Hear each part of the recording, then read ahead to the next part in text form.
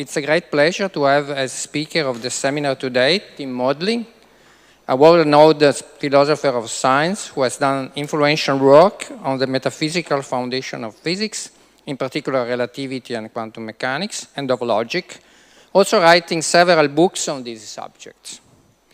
Maudlin obtained his PhD in history and philosophy of science from the University of Pittsburgh, then was a professor at Rutgers University and is now a professor at New York University. He is also fellow of the American Academy of Art and Sciences and founder and director of the John Bell Institute for the Foundation of Physics. In the context of philosophy of quantum mechanics, he is indeed a prestigious chair of Bell's realistic thought. In fact, since the beginning of quantum theory, starting from the famous EPR paradox and the strange Schrödinger cat, simultaneously dead and alive, it has become clear that the two astonishing properties of quantum systems, superposition and entanglement, produce effects that question their relation with relativity and even our conception of physical reality. So let's Maudlin introduce us to his point of view on the fascinating and much debated philosophical problem of the great lift in physics, the tension between relativity and quantum theory. Thank you.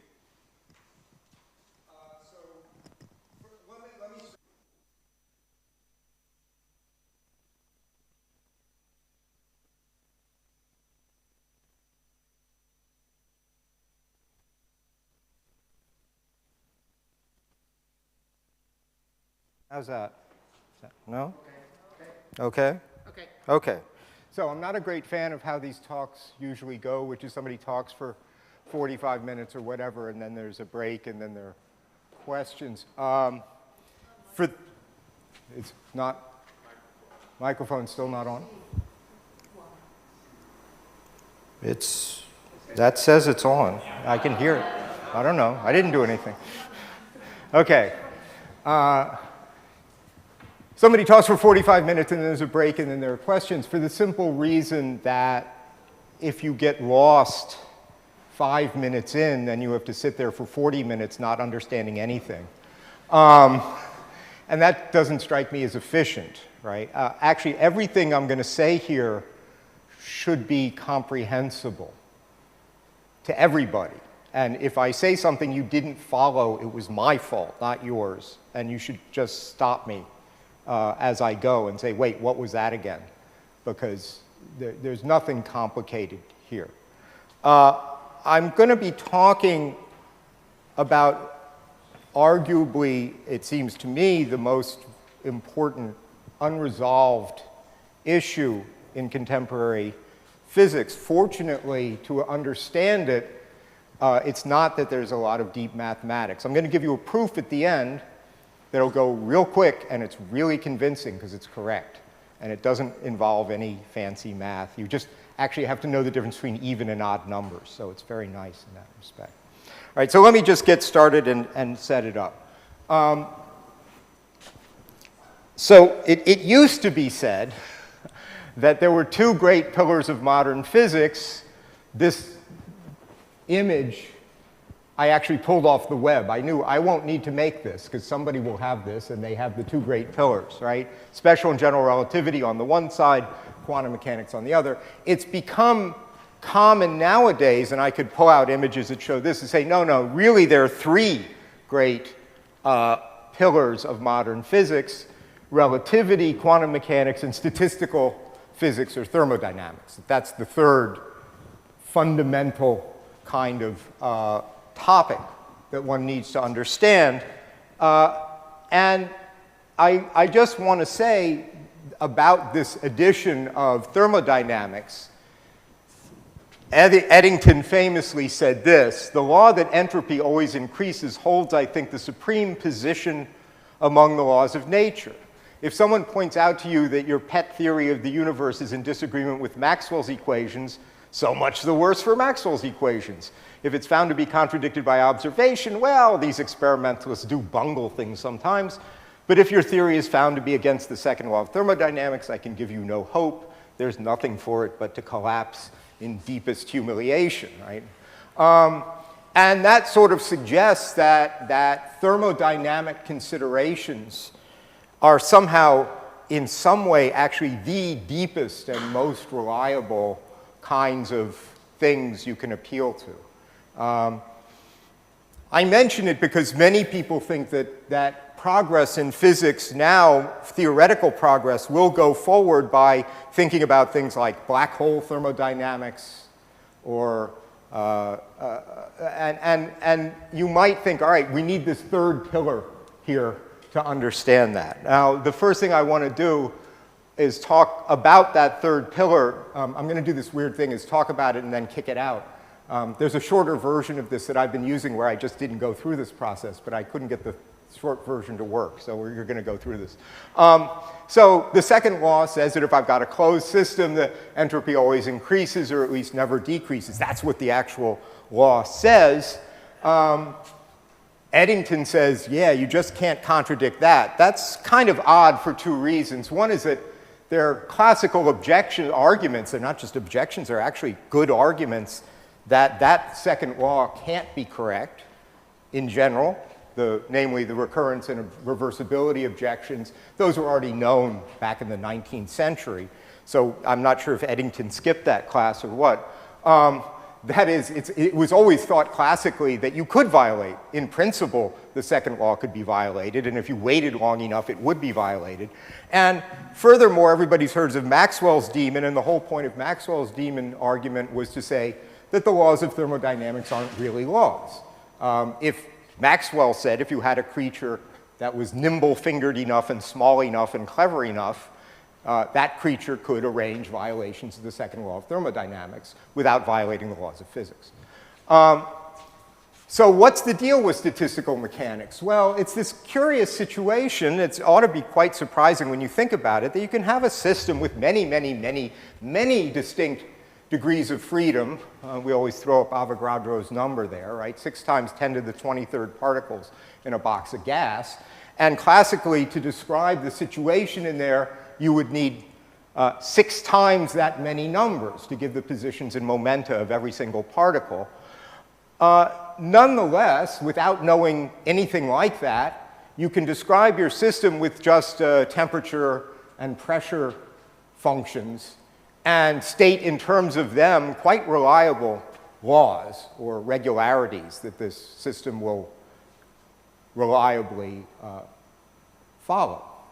So that's curiosity. Logically, that wouldn't have to happen, but it does. And it has something to do with systems with many, many, many degrees of freedom, but nonetheless that are governed by certain kinds of fundamental equations that allow this to happen. It's because statistical mechanics runs at this very abstract level of just saying, I don't care too much about the fundamental dynamics. I just care that there are lots of pieces and they're interacting, that I can get some results out. And that's why I think Eddington thought that thermodynamics would never go away, right? That any other particular theory, like Maxwellian electrodynamics, it could be replaced. Anyway, my point here is that the topic we have before us today is what I'll call fundamental physics. And in the sense of fundamental, I mean statistical mechanics isn't a fundamental theory. Fundamental physics is not, what makes it fundamental isn't its universality or its generality or anything like that. It's about fundamentally what's the world made of. Fundamentally, what is there? And traditionally, I think a good way to begin to think about physics is that it's the theory of matter in motion. Right? It's the theory that is supposed to account for the motion of matter. And if you just start with that, physics is the theory of matter in motion, then you begin with 2 targets of further inquiry that you want more information about, namely what is matter and what is motion. Right? Got to get clear on that. And then once you have that, you can ask, well, what are the laws of motion that govern the basic matter? Now, let me give you, when I say these are the fundamental questions any physical theory ought to address, or if the physical theory wants to avoid some of them, give us a story about how you're going to avoid them. Let's look at some sample answers. So we asked, what is matter? Okay, it's made of microscopic atomic particles. For example, that starts with at least Democritus. That was Newton's view. Or it's made of fields, right? So some people, once the idea of a field, which was a fundamentally new physical concept, was accepted because of Maxwellian electrodynamics, some people thought, well, maybe I can get rid of the matter and just do everything in terms of fields. Maybe what I thought of as an electron is really just a vortex in some kind of electromagnetic field or something like that. People tried that. Often, if you ask a physicist, a modern physicist, oh, fundamental physics is quantum field theory, notice the word field sitting in there. So fundamentally what there are quantum fields, whatever they are. Of course, we all know that for the last 50 years, a whole bunch of people have been trying to argue that really what matter is made up of is these things called strings. And you hear interesting stories about how an electron isn't really fundamentally different than a neutrino. They're both strings that are just vibrating in different ways. I mean, I'm sure everybody's heard stuff like that. I don't want to get into that. I just want to say this is an attempt to answer the question, what is matter? These are different attempts. Then you get these funny ones that say, well, your problem is you're trying to think in classical terms. What we've learned is that matter can't be thought of in that way. So it's not a wave, it's not a particle, it's a wavicle. It's something that's sort of like one and something sort of like another, but it's not really either. And some versions of the Copenhagen presentation of quantum theory more or less go this route. They say, you're going to get yourself really confused if you try to understand the nature of matter in anything like classical terms. We're going to give you some new ideas. Now, of course, that's nothing wrong with that. Certainly Maxwell did that. You would like a little more meat to those bones. How about what is motion? Well, Newton thought motion is the change of the absolute place of an object through time, the objects being these particles. So Newton had absolute space that persists through time. He had particles that always were somewhere in absolute space, and their motion was change of their absolute location, which gave them absolute motion. Then you learn to think not in terms of absolute space and time, but in terms of a four-dimensional space-time, and you say, the motion of a particle, if you've got a particle, is a trajectory through a four-dimensional space-time, or it's a space-time worm. And that leads to the natural next question, well, what is the structure of space and time? Or what is the structure of space-time? If that's what you're going to be appealing to describe motion, tell me about that. Newton says space is a three-dimensional infinite Euclidean space persisting through time. Special relativity says it has a flat relativistic metric. I'm not going to go into a lot of detail about that. In general relativity, you add curvature to it. These are all recognizable and different answers to these fundamental questions. So this was the long version. I cut it down, and then I didn't go and edit this. So this is now just repetitive. But for matter, you've got the idea of particles that are always somewhere. You have the idea of fields that are always everywhere. You could have a theory with both particles and fields. That's Maxwellian theory, has charged matter and electromagnetic fields. You could try to get rid of, as I said, you could try to get rid of the matter in terms of vortices in the fields. You can try and get rid of the fields. Again, you can go to that. So this is what I mean by clearly articulating a fundamental physical ontology. And the word ontology, it's kind of a philosophy word, but it shouldn't scare you. The Greek is just ta onta are the things that exist. And logos means give me an account of it. So ontology is just tell me what exists. John Bell famously reinvented a new word in English he called beables as opposed to observables. And he said the beables of a theory are just the things that, according to the theory, exist. They're just there. They're there whether anybody's observing them or not. He said observables have to be built somehow out of beables. And he could have used the word ontology. But it scares people, right? Like the word metaphysics scares people. But metaphysics is just ontology. It's the same thing. It's asking what fundamentally exists. So what do we want? Well, we want a space-time structure. We want an account of matter. We want whatever else your theory needs. It may need something beyond these to finish, to give you the complete dynamics of the matter. Maybe fields, maybe wave functions, quantum states, all kinds of new stuff you can introduce. And then in terms of the 1, 2, and 3, the things you're committed to existing, you write down dynamical equations for how the matter changes with time, how it moves. Right? That's the general structure. Now, you can say, I'm going to reject this entire structure, but be aware if you do, you're then going back to square one, and you have to somehow try and reinvent physics on in an entirely new way, completely unconnected to how physics was always done. So in this, statistical mechanics isn't adding to the fundamental picture, right? Statistical mechanics is really noticing, given a clear theory of what's going on fundamentally, that systems with large numbers of degrees of freedom will behave in certain ways that are highly predictable with relatively little information. That's interesting. But what we're left with as the two pillars now we're back to the two pillars, once we kick out statistical mechanics, are relativity and quantum theory. And this fits our structure because both special and general relativity are accounts of space-time structure, and quantum theory is what we have as a theory of matter.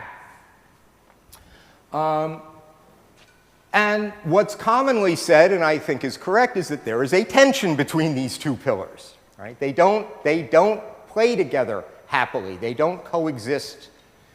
What kind of tension is it? Now,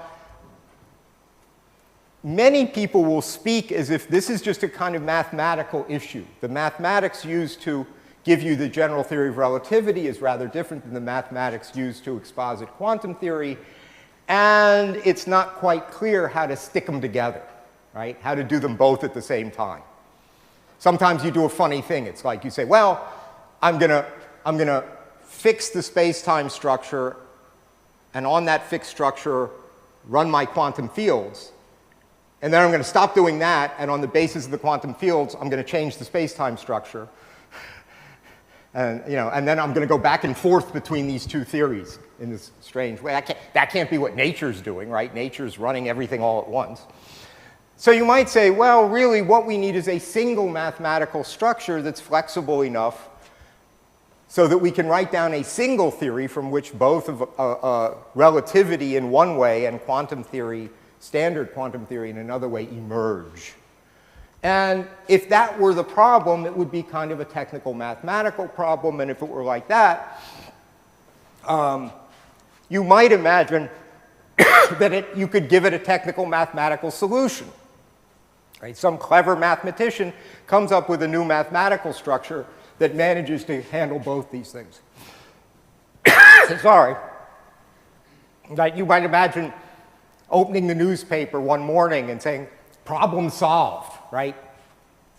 Clever mathematical physicist solves problem. It's not like that. This is what I want to convince you. The problem here, the tension between relativity and quantum theory is much worse than that, right? It's actually a direct, well, if I go back, it's really a direct conflict. They contradict each other. At least if you understand relativity the way Einstein understood relativity. And even if you don't, okay. Now, if you say, well, if they contradict each other, where is this conflict coming from? And the general word for it is relativistic locality, but the way to think about it is, if you think what relativity implies or entails is that nothing goes faster than light, right? Light is some kind of universal speed limit, if you will. The behavior of light gives you a kind of universal speed limit for everything. On the other side, coming from the quantum theory side, but in a much more general way, was a theorem proven by John Bell. And what Bell proved, I will say, and I've been defending this for decades, longer than most of you have existed, is that Bell proved that a theory like that cannot make certain predictions, which happen to be predictions that quantum theory makes, and more importantly than that, happen to be predictions that have been confirmed in the laboratory. So even if quantum theory were torn up and thrown away tomorrow, those experiments would still exist. And basically, what I'm going to argue is that what Bell proved shows that relativity can't be right. Right? Why? Because quantum theory predicts violations of Bell's inequality, and Bell's inequality follows from the assumption of relativistic locality. And as I say, the critical point here is that we've actually observed those violations. So until they were observed, you could say, gosh, quantum theory makes these weird predictions. I bet if you go in the lab and check, they're wrong. And many people thought that. But you know, recently, a couple years ago, the Nobel Prize in Physics was given to 3 experimentalists who confirmed violations of Bell's inequality. So that's off the table. So what do we mean by nothing goes faster than light? So I'm saying on the relativity side, the thing that's coming into tension is the idea that nothing goes faster than light. Or people often say that in relativity, the speed of light is constant. Now that one I'm going to leave alone because it doesn't actually make any sense, because in relativity, nothing, including light, has a speed in any objective sense. But that idea that the speed of light is constant isn't actually going to play any role in our argument, so I don't need to go into those details. If you want to say that things have objective speeds, you have to go back to Newton and absolute time and absolute space and absolute motion, which most physicists will not do. Anyway, why? Because now let's go back and think about how Newton thought about things. So Newton says, all right, time has an objective structure, and in fact, it's the one everybody grows up thinking it has. It's a very simple structure. They're instants or moments of time. Time is fundamentally composed out of instants of time, and the instants are global and universal. So if I snap my fingers, that indicated an instant of time, and you could ask, as a perfectly good question according to Newton, at that moment when I snapped my fingers, what was going on the moon, what was going on Alpha Centauri, what was going on in some distant galaxy, and so on. Right? There's a fact about that. Now, of course, if the galaxy is far away, we won't know what the fact is for a long time. Right? If the galaxy is far away, it would take time for the information or news or some evidence of what was going on to reach us. Fine, who cares? The point is, there was something going on at that time. So here's a direct quote from Newton. This is in something he wrote called De Gravitatione et Equipando Fluidorum. For we do not ascribe various durations to the different parts of space, but say that they all endure together. The moment of duration, the instant, is the same at Rome and at London and on Earth and on the stars and throughout all the heavens. Right? Can't get clearer than that.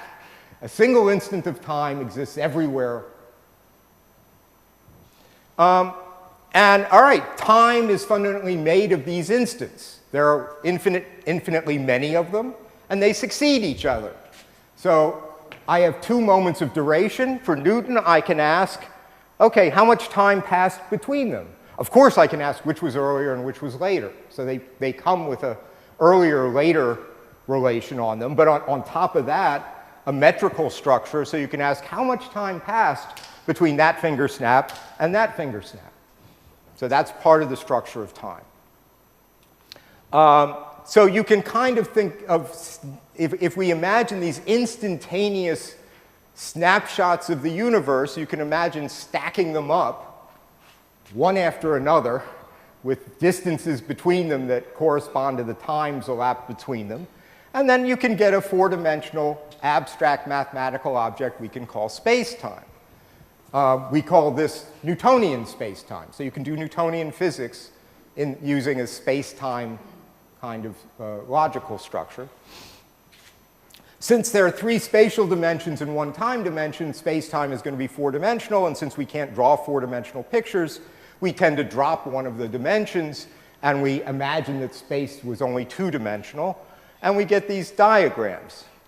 And so here's Newton's ontology. Here are 4 different moments, t equals 0, 1, 2, 2, and 3, in Newtonian absolute time. These diagrams indicate 2 billiard balls, A and B, and where they are at these different moments. And P and Q, the little P and Q points, are supposed to be points of Newtonian absolute space. For Newton, a point of absolute space persists through time, so you can reasonably ask, this very location in space where this happened, what's going on there 10 minutes from now, right? So I have these different moments, and you'll notice that the billiard balls are clearly approaching each other. They collide at t equals 2. They rebound off. You could imagine this is a space-time diagram of a normal collision of 2 billiard balls on a table. And of course, there are infinitely many of these moments, so I could, in principle, stack up an infinite number and get this kind of model of Newtonian space-time. You see the point Q and P, those are points of space. They're supposed to just persist. So I draw their trajectories as vertical on this diagram, and then the trajectories of my billiard balls A and B, you see they come together, they smack off each other, and they move off in different directions. So there's a Newtonian space through time. That's a model of it, as it were, in Euclidean 4-dimensional space. Now, when we get to relativity, we're going to tear up that entire picture of space-time and throw it away. Right? I mean, you can't understate the difference between Einstein's account of space-time and Newton's. You're certainly going to get rid of the idea that there are points of absolute space that persist through time. And therefore, you're going to get rid of the idea that there's absolute motion. And therefore, you're going to get rid of the idea that there's absolute velocity.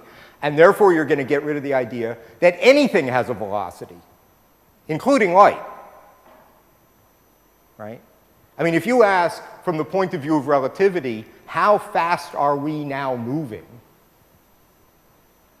There's just no answer to that. To give an answer, you need to add something that's not in nature, a coordinate system. And there are certain coordinate systems we tend to use.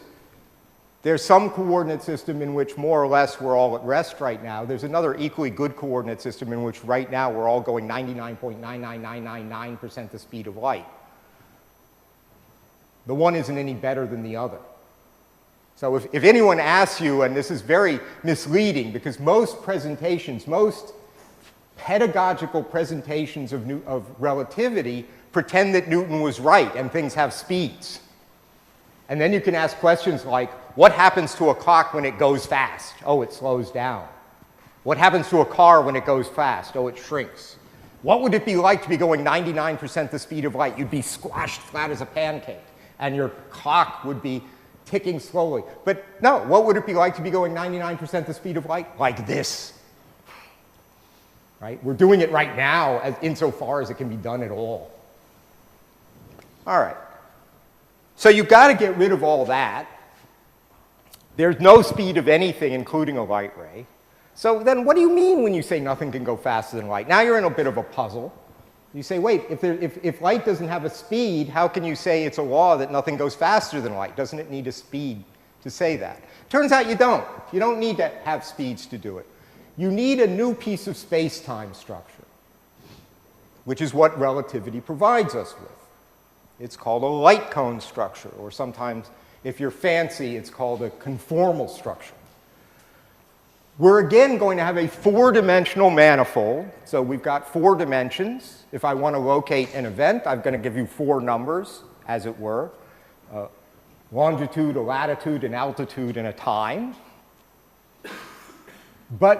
And there's going to be a fundamental geometrical structure on that 4-dimensional manifold, but it just doesn't look like Newton's.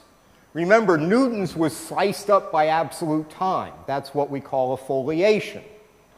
It's objectively split up into everything that happens at one moment, everything that happens at a succeeding moment, and so on. We're going to get rid of that. Gone. But we're going to put in something Newton didn't have, which is a light cone structure or a conformal structure. Looks different.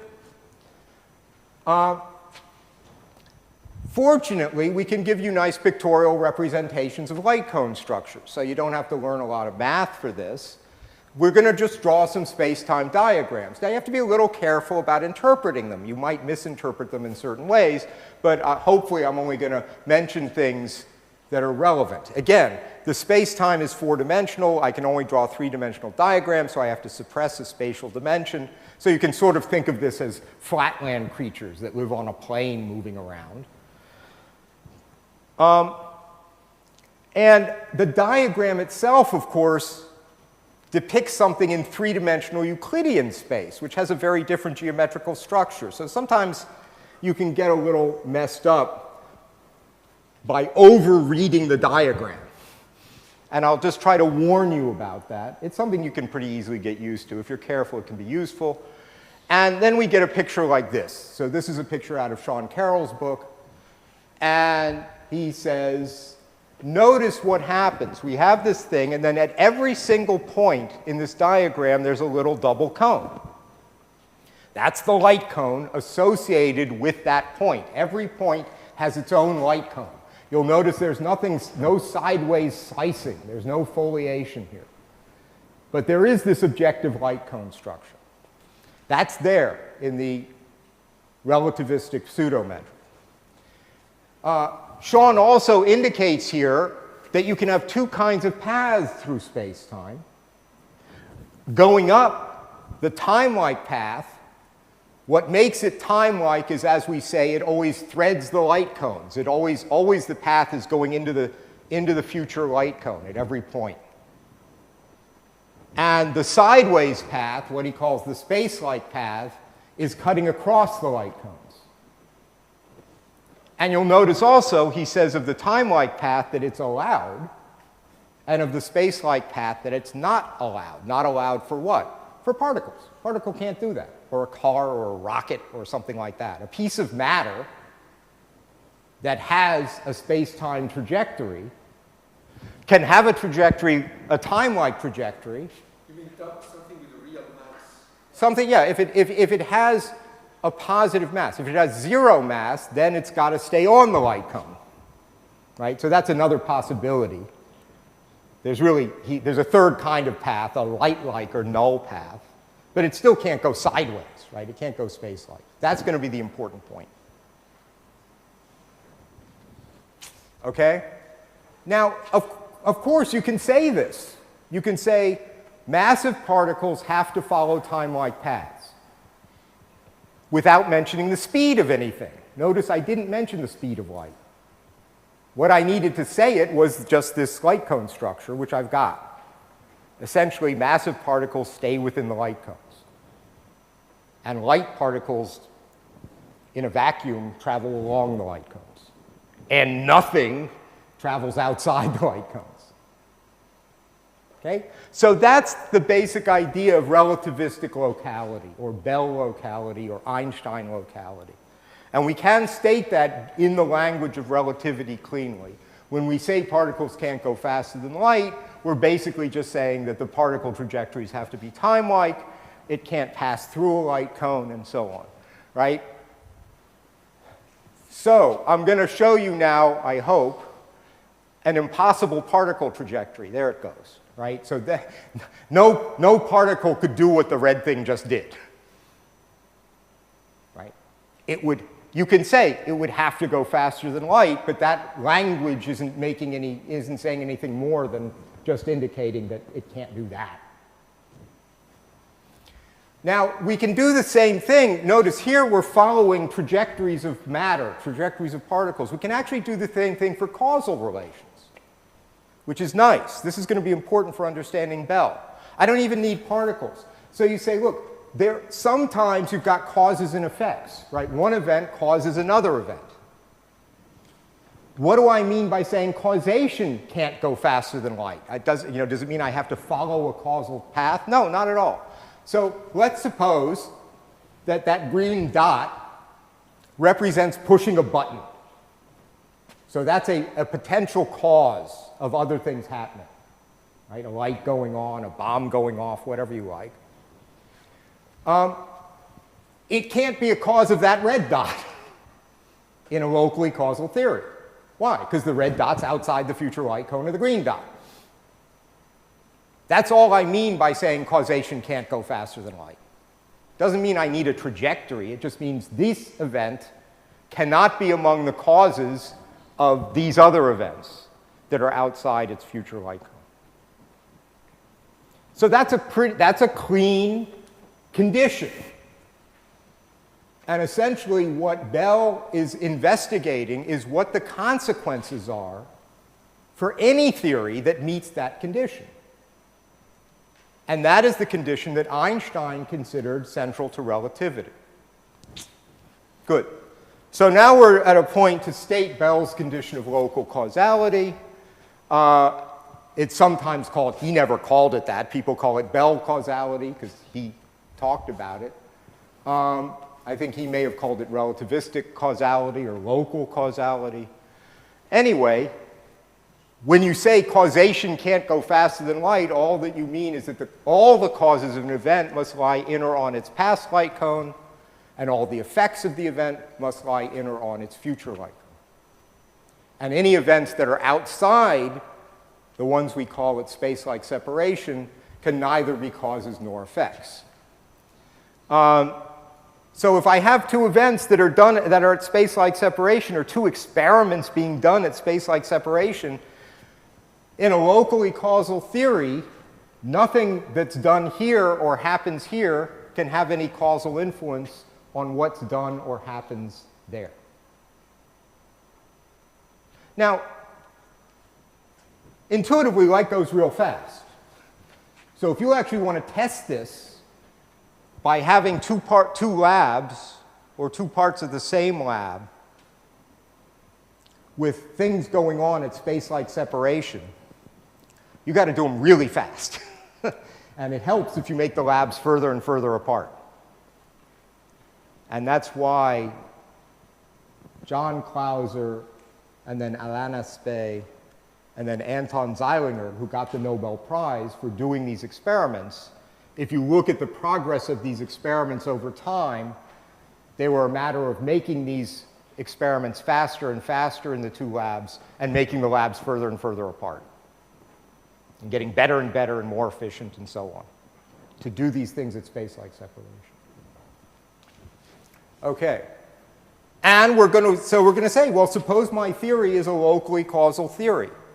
That actually put constraints on on the statistics that can occur in these labs. Now, you notice so far I really haven't mentioned quantum mechanics, and I'm not really going to bring up quantum mechanics until the very end, and not in order to exposit it at all, but just to talk about the predictions that it makes. All of this is really just about relativistic causation. We've got a very general condition of relativistic causation.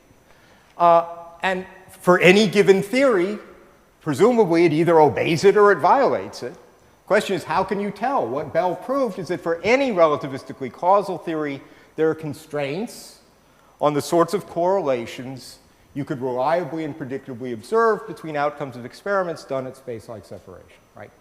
That's the statement you need to understand. If you understand that, then the rest is just exposition. Give me an example of the kinds of correlations that, according to Bell, can't happen in a locally causal theory. And I'm going to give you that. I mean, that's what Bell did. He figured that out. Those constraints generally are referred to as expressed in equations called Bell's inequality. Now, as it turns out, there are actually different versions of Bell's inequality, because what we're saying is I've got this condition tell me what constraints there are. It turns out there are different constraints in different situations. There are different constraints if you have a pair of particles or a triple of particles and so on. And these things have been written in different ways, and they've been given more general formulations. And there's something called the CH-SH inequality that was derived after Bell. A lot of details there. They're not going to bother us, because I'm just going to show you a kind of behavior that clearly no locally causal theory can predict. And it's actually not going to be the one that Bell talked about. It's in a certain logical sense cleaner than what Bell did. It was discovered later by Greenberger, Horn, and Zeilinger. It's called the GHZ example. They were, of course, inspired by Bell. Now, one of the things that makes this example clean and nice is that it not only talks about correlations between outcomes in these different laboratories, but perfect correlations. Right? That is, correlations so strong that from the outcomes in some of the labs, you can predict with certainty the outcome in the last lab. All right? Now, you could have correlations that are strong, but not that strong. Right? 90% correlation, intuitively 90% correlations, 95% correlations. These are, in some sense, 100% correlations. This cannot happen. This other thing must happen. There are such things in quantum theory. And actually, this observation about perfect correlations already was made famously by Einstein. Perfect correlations between experiments done far apart from each other was famously made by Einstein himself in 1935 in a paper he co-authored with Podolsky and Rosen that's universally known as the EPR paper. All of Bell's work goes back to the EPR paper. In fact, the title of Bell's paper is On the EPR Paradox, and he assumes, wrongly as it turns out, that readers of his paper would be familiar with what Einstein, Podolsky, and Rosen argued. And he's just going to take it from there, right? They already proved this. I'm now going to prove that. So, and it famously, it was quite important in the context of the EPR paper that you have these perfect correlations. Let's see why. Right? So as I say, this idea was introduced by Einstein, Podolsky, and Rosen in the EPR paper. So what they looked at was not actually what I'm about to talk about. They looked at pairs of particles, a pair of particles created in a certain quantum state, a so-called entangled state, and then sent off in two directions to two different labs, which universally now are run by Alice and Bob. Right? I'm afraid if you want to be an experimental physicist these days, you have to change your name to either Alice or Bob. Those are the only names available, unless, as we'll see, there's a third party, then that's Charlie. So you can be Charlie too, but you won't get so much work. Okay, so you're going to create a pair of particles and send them off in this state. Now, the state that the EPR paper worried about had nothing to do with spin. It had to do with doing position and momentum measurements on these particles. David Bohm, in his later book, Expositing Quantum Theory, took that example and rewrote it in terms of spin, and now we generally work with spin. Bell had the spin version in mind. Because you're working with spin, there are lots of things you can think of doing experimentally that wouldn't even occur to you to do if you were working with position and momentum. So we create, we're going to create a pair of particles, and on each, send them off to different labs, or at the end, a triple of particles, and send them off to 3 different labs, and then do what we call a spin measurement. Now, again, it doesn't matter the physics of this, right? It doesn't matter how any of this works in a deep sense. We just need to think about what the phenomena are. So a Stern-Gerlach apparatus is basically nothing but a magnet, a big magnet that we send a particle through. So I've got my particle source there. I'm going to send it through, and I'm going to put a screen. And you'll notice what's interesting about this magnet, a little unusual, is the geometry. It's all pointy at the top, and it's flat or concave at the bottom. And classically, what that means is that the field, the magnetic field lines are not uniform. They're kind of would twist this way at the top and then flatten out. So it's an inhomogeneous magnetic field. It's stronger at one side and weaker at the other. What does that mean? Well, just classically. So I've got on the right what we call the classical prediction.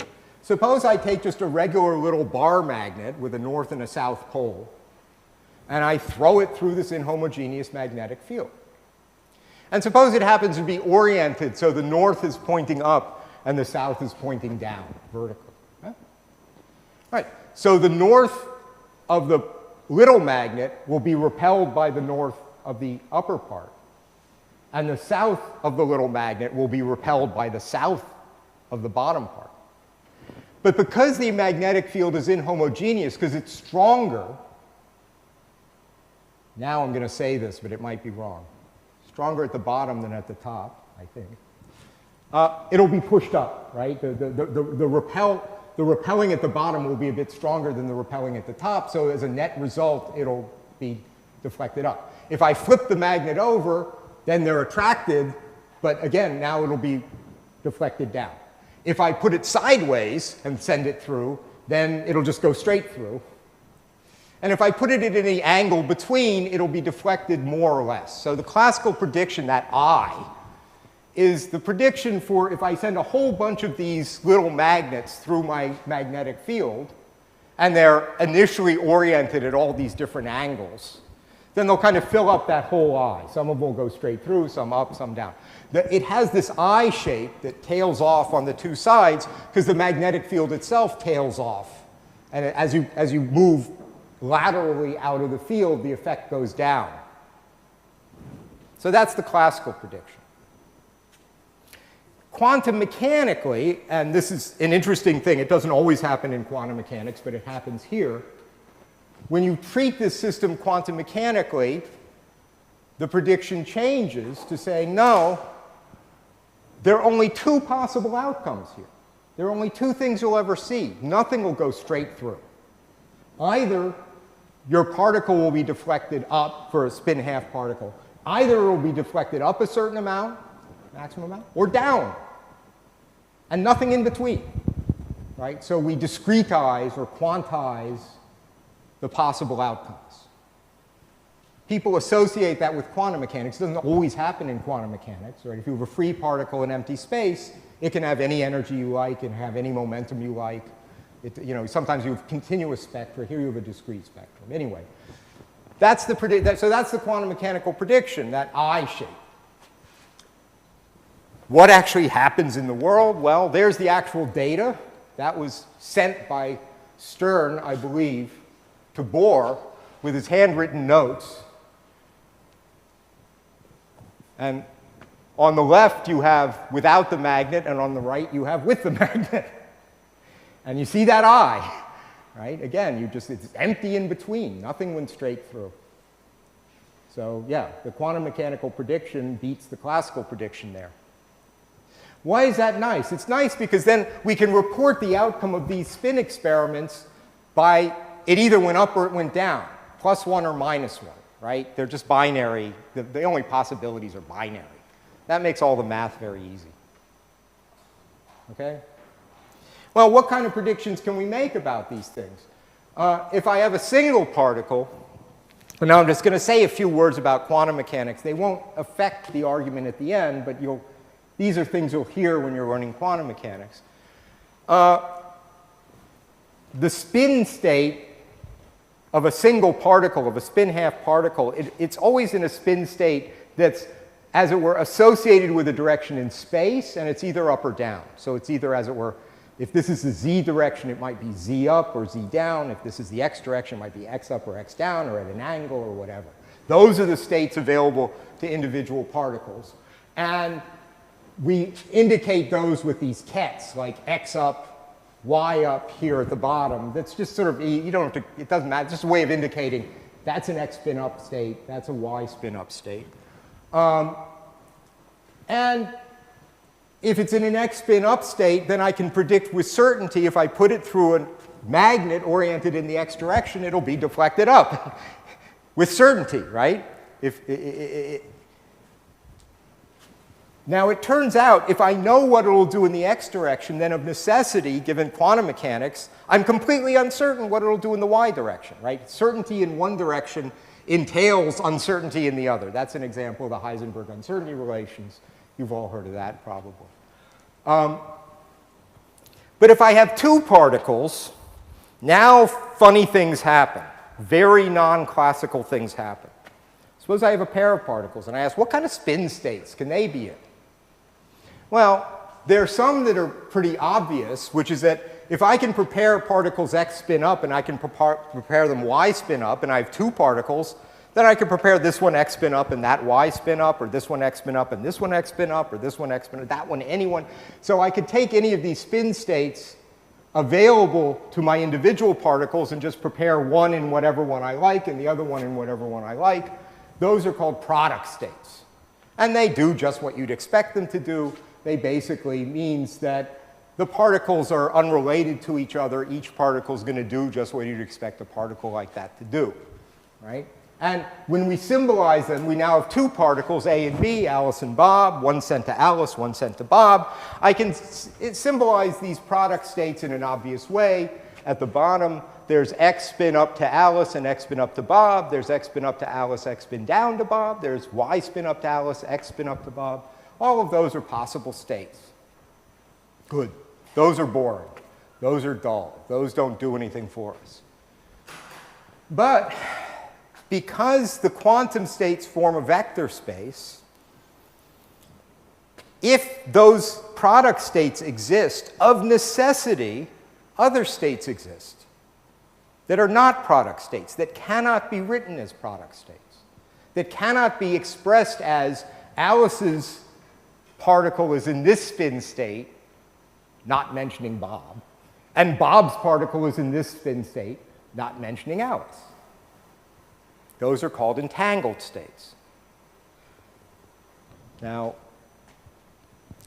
Schrödinger, in a paper that he wrote after the EPR paper in 1935, in reaction to reading the EPR paper, said, he introduced the term entangled, the German term we translate entangled. And he said that it's entanglement rather than any other feature of quantum mechanics that forces a departure from classical lines of thought. Notice that. Not indeterminism, not the Heisenberg uncertainty relations, entanglement. Entanglement leads to behavior classical physics can't handle. Well, like what? And, you know, if you have any interest in the history here, actually, Schrödinger wrote two papers in 1935. There's one he wrote immediately after the EPR paper where he introduces the cat experiment. And I just want to mention, he was not trying to convince you there are cats that are neither dead nor alive. That wasn't his point. He actually thought that was absurd. He thought, if your theory suggests there are cats that are neither dead or alive, there's a real problem with your theory. That's ridiculous. He was using it as a complaint against the Copenhagen school. And there's another paper he wrote to the Mathematical Society of Cambridge where this quote comes from. I mean, the EPR paper set Schrödinger off on a very deep reflection on quantum theory. And the first paper, there's a nice footnote at the beginning. He says, I don't know, something like, I don't know whether to call this an essay or a confession. Right? It's like I read the EPR paper and I was shocked and I'm just trying to react to it. But he also does a lot of very nice things in that paper, very, very acute observations and observations about entanglement. Anyway, let's look at a pair of particles in the so-called, in an entangled state, the one called the Singlet state, which can be written like this.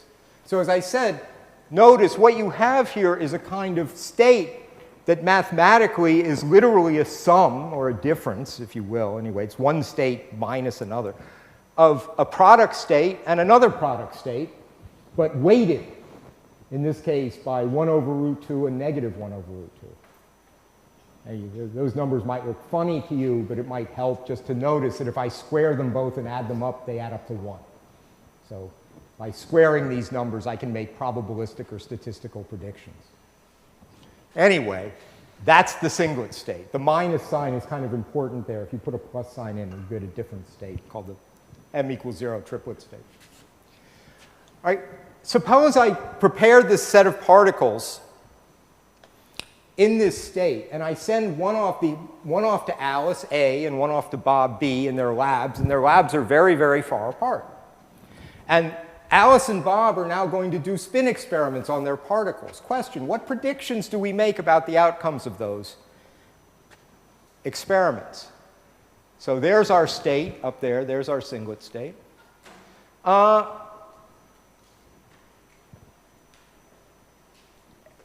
Notice the two product states that it's built out of. It's built out of the product state x up A, x down B, which means if I had prepared that and they did x, they oriented their magnets in the x direction, then I would predict with certainty Alice's will be deflected up and Bob's will be deflected down.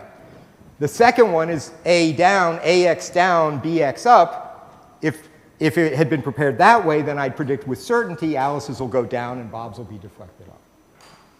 Excuse me, we're a little confused, I guess. Yeah. In the second part of the state. Oh, yeah, that's a, no, yes, what? Oh, yeah, there's an extra arrow there. Yeah, it's a typo. You're right to be, you're paying attention, thank you. Yes, there's a typo there. In the short version, which I couldn't get to open, I got rid of that typo, but I didn't have time to go back and clean up the long version. So you're absolutely right. That's an error. No, since it is repeated also below. Yeah, it's an error. I was copy, paste, copy, paste. You make a mistake, you copy, paste. Thank you. Perfect correlation. Yeah, no, thank you. I mean, this is what I meant. I didn't, if you were confused by that, that's completely my fault, right? And then you'd be going, what the heck was that thing? All right, so sorry. So that should be x down A, x up B, and the second up arrow should disappear. Sorry.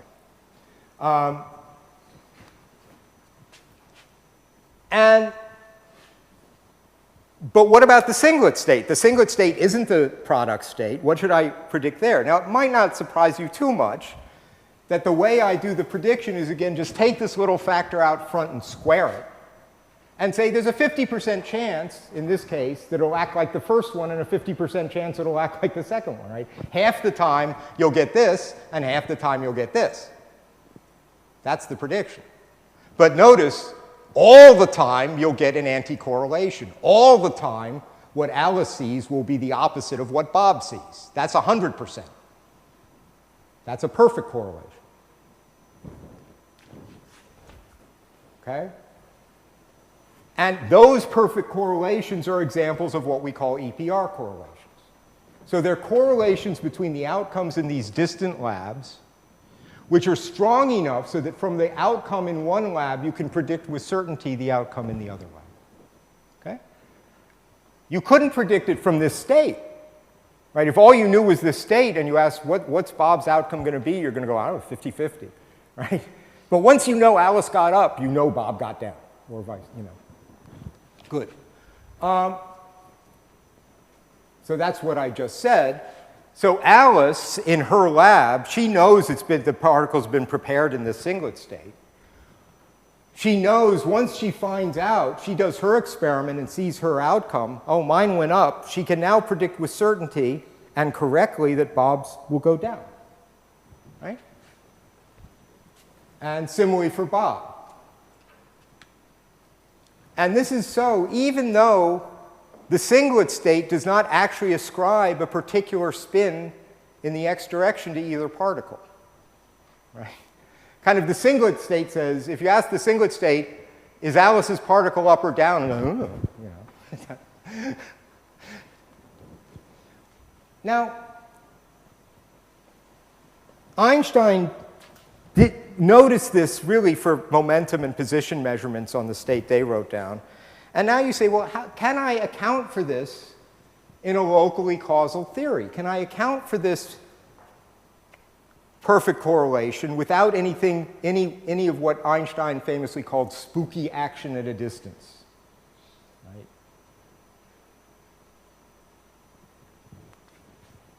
Right? And he noticed, and they noticed, what? No, there's nothing spooky about this at all. There's nothing strange. There's nothing weird. There's nothing in those statistics that ought to shock you. Easy to explain those statistics without anything spooky going on. And everybody in the world gives examples of this, right? So, take a dollar bill, tear it in half, shuffle it behind your back, put one half in one envelope, one half in another envelope, so you don't know which went where. Send this one off to Alice, that one off to Bob. And now you say, what will Bob get? And you say, I don't know, 50-50, she gets the right half, 50-50, Bob gets the left half, but for sure, whatever half she gets, he gets the other half. You say, that's just all you're telling me here. It's child's play to explain this. However, notice, to do that, you have to say the singlet state is not a complete description of your system. Right? It's like saying, if I describe the two envelopes by saying, well, there's a 50% chance the right half is in this one and the left in that, and a 50% chance. You say, yeah, but that actual pair of envelopes, it had to be one way or the other from the beginning, right?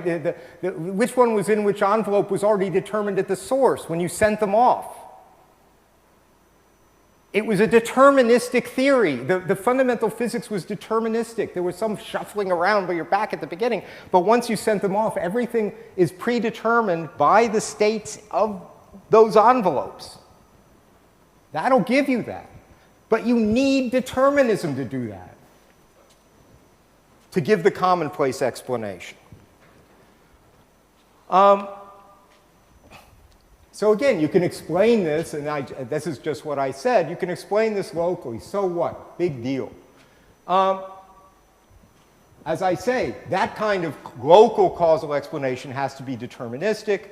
The state of the envelopes, when they're prepared, already directly determine the outcomes that will happen later. If something fundamentally random and indeterministic happened when Alice did her experiment, when the particle comes into her lab, it's physically possible still for either outcome to occur, and some coin is tossed, or God plays dice with the universe, as Einstein would say.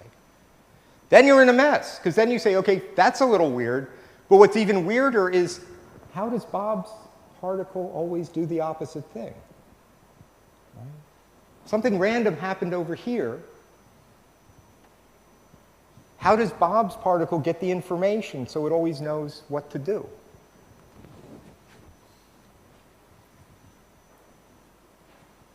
And we can say something more.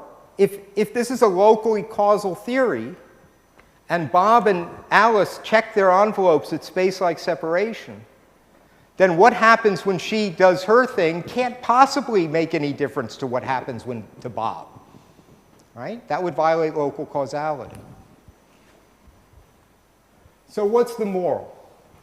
If a theory is causally local, and it displays EPR perfect correlations, then the theory must be deterministic. It has to be deterministic. This is not, Bell says it's very hard to get this point across to people. Einstein did not assume in the EPR argument that physics has to be deterministic. He assumed it had to be local. And they derive from the locality assumption and these kinds of perfect correlations that it must be deterministic. Right? Determinism is not a premise, it's a conclusion. The premise is locality. Okay? So the only way to preserve local causality in the face of these perfect EPR correlations is that you have to have a deterministic theory. Now, we're now at the end. That's fine.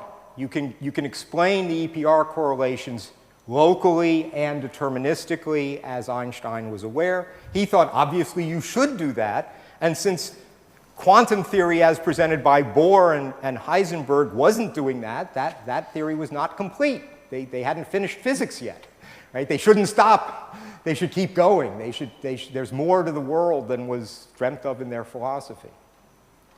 And what Bell realized is that in certain circumstances, you can't complete it in that way. You can't keep local causality. Now, as I say, Bell actually did examples with two particles in the singlet state. Later, Greenberger, Horn, and Zeilinger fancied this up to a 3-particle example. I'm going to use theirs because it's just really nice. But again, we're just going to have now Alice, Bob, and Charlie, each in their own labs, very far apart, doing experiments at space-like separation. They each have Stern-Gerlach magnets.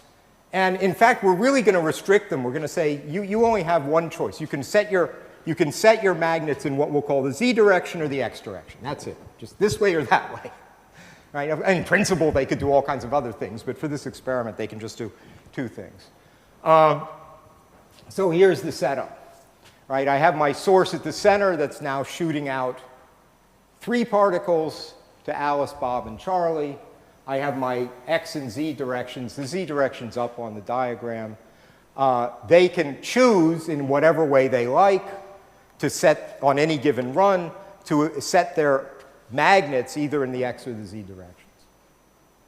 Just in case you're curious, to do this at space-like separation, you'd really like these settings to be really, really fast. Really fast. And actually so fast that you couldn't take a big heavy magnet and do it that fast. So what Alain Aspect did was pretty clever. He set up 2 magnets and he had a very fast optical switch that would either send the particle to this one or that one. So he could make very fast decisions about which way it's going to go. Okay. And they're going to collect their data, and their data will be very simple. On any given run, how did I set my magnet, and did I get up or down? Remember, there are only these 2 outcomes. That's the data. We're going to look for correlations in that data. Now, quantum mechanics for a specific initial state, the GHZ state, which you can write down, spin state, makes the following set of predictions. Here's all you need to know. Remember, each detector is either set in the x or the z direction. So there are 8 possible global situations, right? 2 times 2 times 2, that would describe the entire situation on any given run. Of those 8, we actually only care about 4 of them. By saying we only care about them, I mean quantum mechanics makes predictions for the others, but we don't care about them. They're not going to come into the argument. We care about what quantum mechanics predicts when they all happen to choose x. So that's the condition x1, x2, x3. Right? When that happens, quantum mechanics predicts with certainty, 100%, that you will get an odd number of up outcomes. For sure. It doesn't predict whether that odd number will be 1 or 3. It could be 1 or it could be 3, but it will never be 0 or 2. Okay? So that's a 100% surefire prediction, always odd. Notice before we go on, that means if they happen to all set in the x direction, and I know what Alice got and I know what Bob got, I can now predict with certainty what Charlie got, right? Depending on to make it odd, it fixes what his has to be. So we have that situation. The other cases we care about are the 3 cases where 2 set z and the last one sets x, which can obviously happen 3 different ways. In that case, again, we get a 100% surefire prediction. You'll get an even number of up outcomes. Could be 0, could be 2. I don't care. Always even. Even, even, even. Okay? That's it. That's all you have to remember. That's the entire set of predictions. Now, it's true, we get these predictions. If you ask me how I get them, I would write down a particular quantum mechanical spin state and use the usual predictive apparatus. But at the end of the day, it doesn't matter. Take any theory that makes these predictions, however it makes them. Okay. Question. Can any causally local theory make these predictions? Well, first conclusion, which we know, let's set these detectors at random.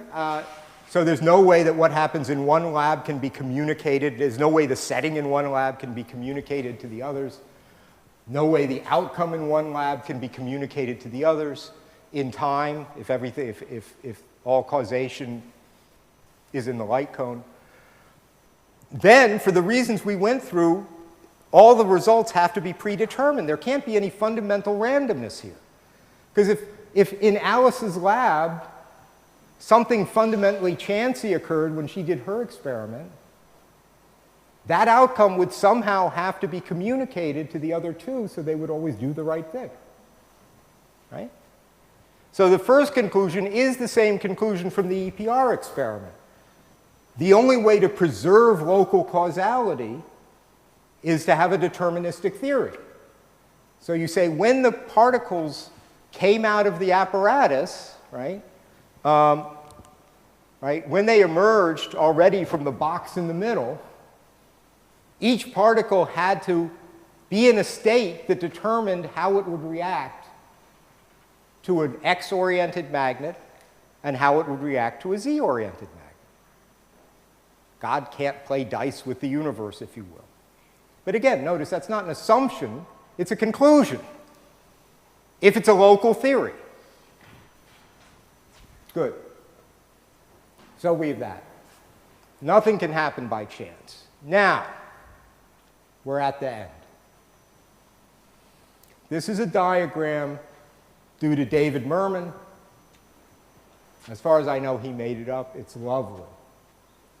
It indicates, and I always say this, you'll notice it's drawn on a square. It looks like a cocktail party napkin. So the next time you're at a cocktail party and you want conversation, you say, hey, let me show you something neat. Notice the way this diagram works. I've got x1, x2, x3, z1, z2, z3. Those indicate the 6 different possible experimental conditions. Right? 1 is Alice, 2 is Bob, 3 is Charlie. x1 means Alice's magnet is in the x direction. Right? z1 means Alice's is in the z direction. And notice there are 4 lines drawn on the diagram. Those 4 lines correspond to our 4 interesting experimental conditions. The dotted line is where Alice, Bob, and Charlie all happen to set in the x direction, and the other 3 lines are where one has set in the x direction and the other 2 in z. So the 4 experimental conditions we have predictions for are indicated on the diagram by the 4 lines. Question. Can I predetermine the outcomes of these 6 experiments such that the predictions will be certain to be fulfilled, no matter how they happen to have chosen their apparatus on that run? Right? Is that possible? Is that mathematically possible? Well, let's try. So along the dotted line, I know I need an odd number of ups, an odd number of u's. So I could put in 1 or I could put in 3. Let's make it easy. I'll put in 3. Then I don't have to choose which one, you know. Okay, so now those are predetermined outcomes. If by chance they happen to all decide X, we're okay. Now we'll go to Z3 in the middle. We can do anything we want with that. Let's just try D for novelty's sake. But now the constraints bite. So if you notice, I've got running this way x1u, z3d. I need an even number of u's on that line. So I have to put a u there, forced. Now I only have one little circle left. But I'm screwed, right? I can't do it. Because if I put a u in to make it okay on this one, then I've messed up the other one and so on. Right? I can't predetermine that. Now you might react to that and say, okay, you can't do it that way, but let me play. I talked to somebody who said he made a mistake. Instead of I do this at the very end, he does this at the very beginning of the class, and then he said the class ignored the rest of the lecture because they were all sitting there trying to do this, right? I'm going to do this. Maybe he offered them a reward or something. I'll give you 100 euros if you can do this. Okay. Mermin gives a lovely argument, and it's a beautiful argument. He says this is mathematically impossible. How do you know? I mean, finite number of things. What if I tried? He says, look, argument by reductio ad absurdum. Suppose this could be done. Suppose there's some way or other of putting u's and d's in these circles that simultaneously satisfy all four of our constraints. Okay, good. So imagine that done. Now, pick up all the ones along the dotted row and throw them in a hat. You just put in an odd number of u's. Now, pick up the ones along each of the three solid ones and throw them in the hat. So these three, even, these three, even, these three, even. So I just threw, I said all you have to know is odd and even. Odd, even, even into the hat. So there have to be an odd number of u's in the hat, right? But notice I picked up every disk twice, because every circle lies on the intersection of two lines. So I don't care how you put u's and d's in those 6 circles, you can't do it. So no locally causal theory can make these predictions. But A, quantum theory does. So it can't be a locally causal theory. But more importantly, that's what nature does. I mean, forget quantum theory. Go into a lab and check. They've done it. Quantum theory doesn't break down here. So if you think that a fundamental principle of relativity is relativistic causation, that, as it were, no causes can go faster than light, it's a perfectly clear principle. What Bell showed is that that principle alone has consequences for the kind of behavior a locally causal theory can predict.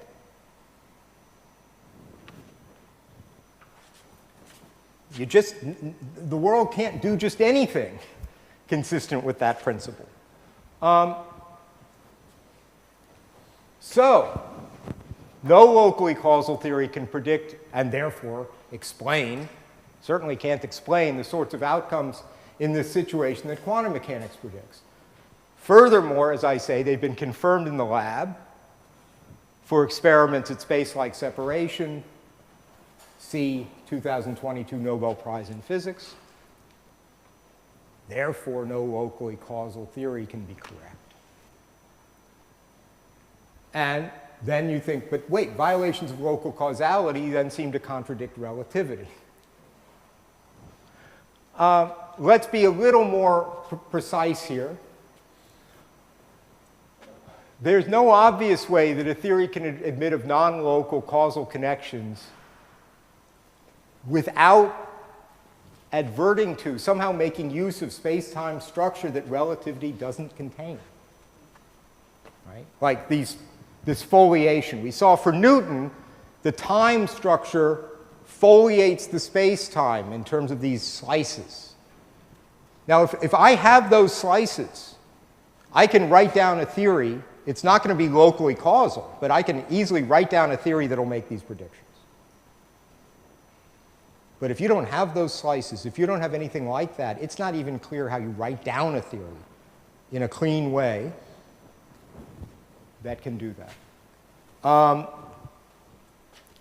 And so that's my conclusion. It's not really a conflict or a tension between relativity and quantum theory. It's a conflict between relativity and actual outcomes of laboratory experiments. Right? I mean, the beauty of Bell's theorem is that it's not about quantum theory at all. It's just about, here's some experiments, here are the different settings available to Alice, Bob, and Charlie, here are the outcomes they record, here are some correlations, some correlational data that no local theory can give you. And it seems to me, if we want to ask how should theoretical physics go on, this is where people should have been thinking and paying attention and making proposals and so on for the last 50 years, rather than working out string theory, in my opinion, anyway. I mean, these are deep questions.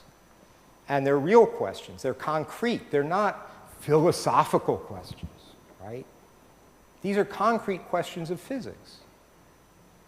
What is the actual space-time structure of the universe and the laws that you can write down in terms of it that can cleanly make these predictions? And that's the end.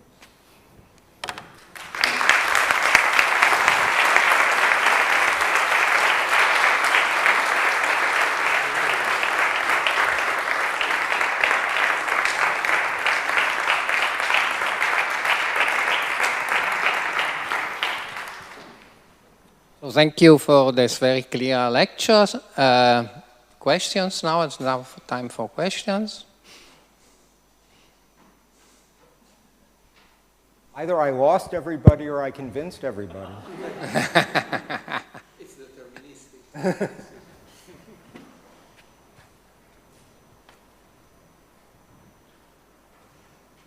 Maybe, okay. I have a brief question. Yeah. What strikes me is that all physicists know that QED, quantum electrodynamics, is the most precise theory that physics has developed, and it is the marriage of special relativity and quantum mechanics. So apparently, from looking at the success of QED, you don't see any effects of this tension. So why is it hidden? Why does quantum field theory look so great, and yet if you look closely at the foundations, at the foundational physics of both of them, there's this incompatibility or conflict? Yeah, oh, I've got this right. Okay, yeah, so this is a great question, right? I mean, anybody with a standard physics education will say there can't really be a conflict between relativity and quantum theory because there's a thing called relativistic quantum field theory.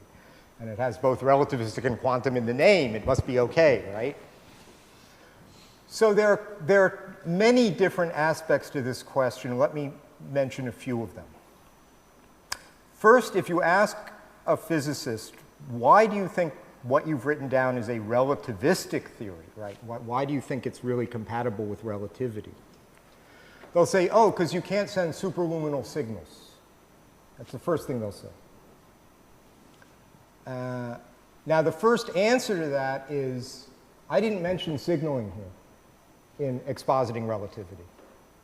And Einstein didn't mention signaling in expositing relativity. Right? Signaling is conceptually a rather complicated notion. Right? Signaling involves having one party designated as a transmitter, one party designated as a receiver, some options that the transmitter can choose between, and different observations the receiver can make, and you want the statistics of those observations to change depending on the decision of the transmitter. Right? So this is what we call Shannon information. Right? This is Shannon's notion of information. I didn't mention that expositing relativity because relativity isn't about that. It's about space-time structure. Right? It says, what's the space-time structure? And write down, if you say this is the space-time structure, write down all of your physics from beginning to end in terms of that. If you ask, did quantum field theory do that? The answer is no, because if you ask, how does it solve the measurement problem? Are there collapses of the wave function? All the standard questions that come up in the foundations of quantum mechanics, they are not answered in the quantum field theory books. So to really have a theory, you'd have to have something that specifies how you deal with these foundational questions. But there's more to say than that. So the first thing they say is, well, it's relativistic if you can't signal. Well, what makes you think you can't signal anyway? Well, because I have these things, and again, forgive me, I'll just use the terminology, the equal time commutation relations, right? So they wheel out this fancy thing. They say, I've got these quantum field operators, and they're associated with space-time points. And if the space-time points are at space-like separation outside each other's light cones, then these field operators have to commute. That's why you can't signal. Well, that means you can't signal doing certain things. You can't signal if Alice has to do what you'd call a measurement of the field, and Bob can only do a measurement of the field. But Alice can do lots of other things, and Bob can do lots of other things. There are all kinds of things Alice can do and all kinds of things Bob can look for that fall outside the scope of the fundamental field operators. And if you start asking even the question, can there be superluminal signaling, now you need a much more precise and extensive theory than is provided by relativistic quantum theory. Relativistic quantum theory it predicts certain things, but the scope of what it predicts is actually rather restricted, usually used for scattering theory. Anyway, if you start looking at well-articulated theories that have no foundational problems in their statement, it turns out, and I'm now reporting not research I did, but research that other people have done, Will Cavendish and Siddhant Das. It turns out if you start looking at kind of very well-articulated theories, and you ask, can I signal using this theory, the answer tends to be almost always yes. I mean, it's almost impossible to get rid of it. And the reason it's almost, at least, and maybe impossible to get rid of it, is just what we saw. Bell shows you need some causal relation between Alice and Bob.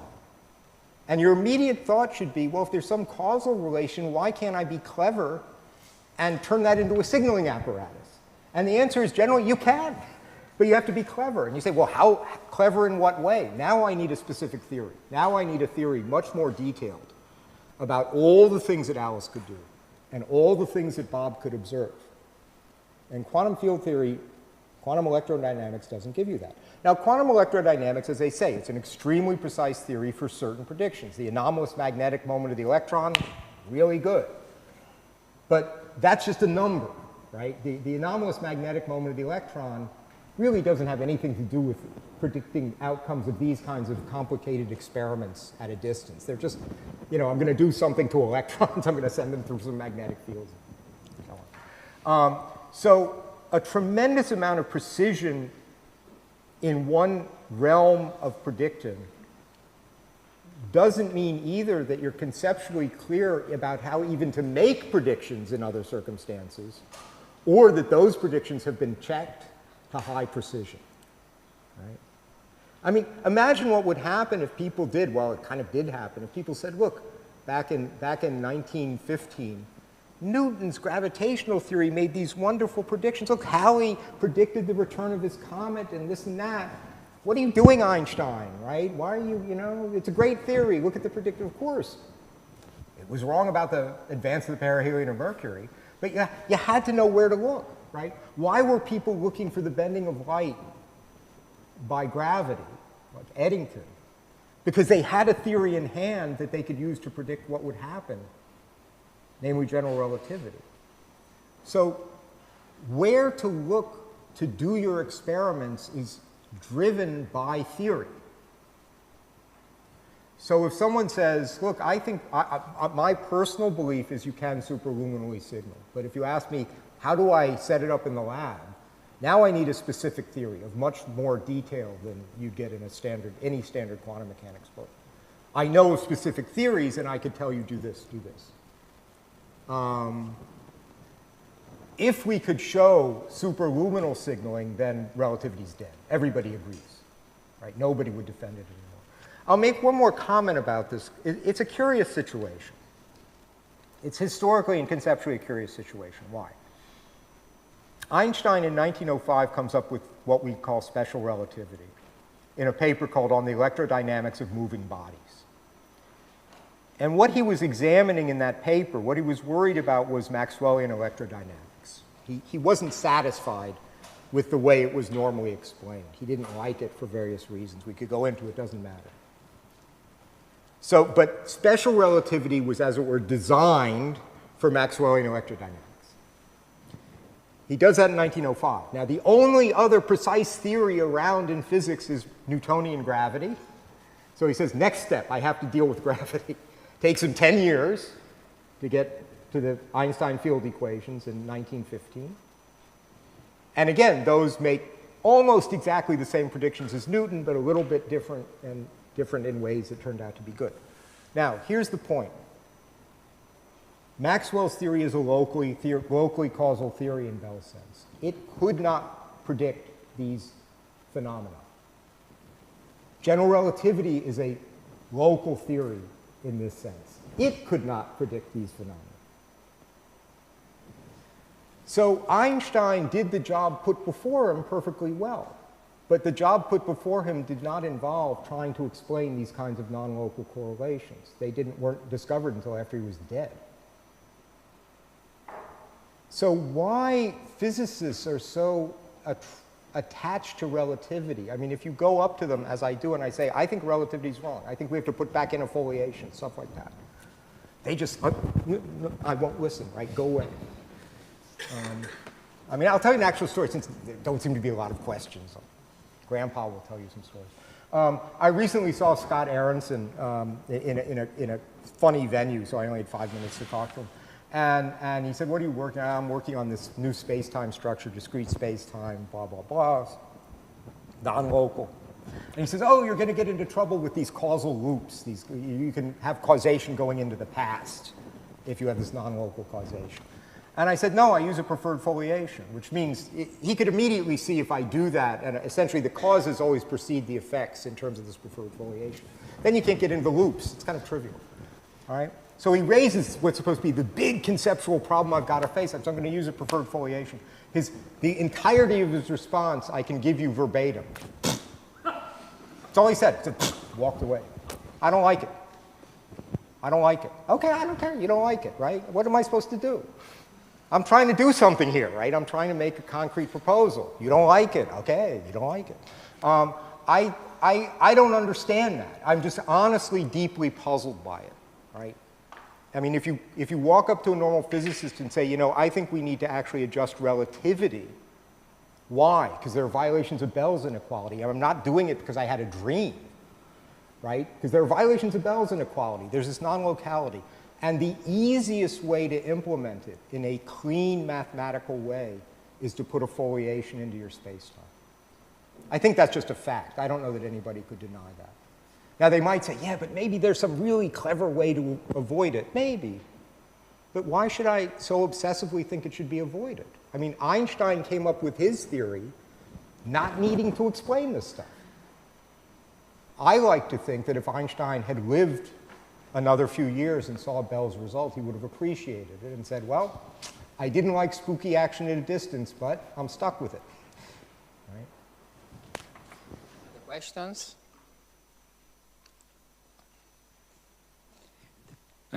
Maybe just a curiosity. So first of all, thank you for your talk. Now, I was wondering, often when we present this conflict between quantum mechanics, quantum field theory, say, and relativity, we argue that in quantum field theory, there is this possibility of nicely quantizing the theory, ensuring the absence at the end, reabsorbing the infinities, so something related to the renormalization of these theories, while in gravity, essentially due to the fact that the Newton constant has the dimensions of an inverse of the square of a mass, we have this problem of how to quantize the theory because the divergences increase, at least at a perturbative level.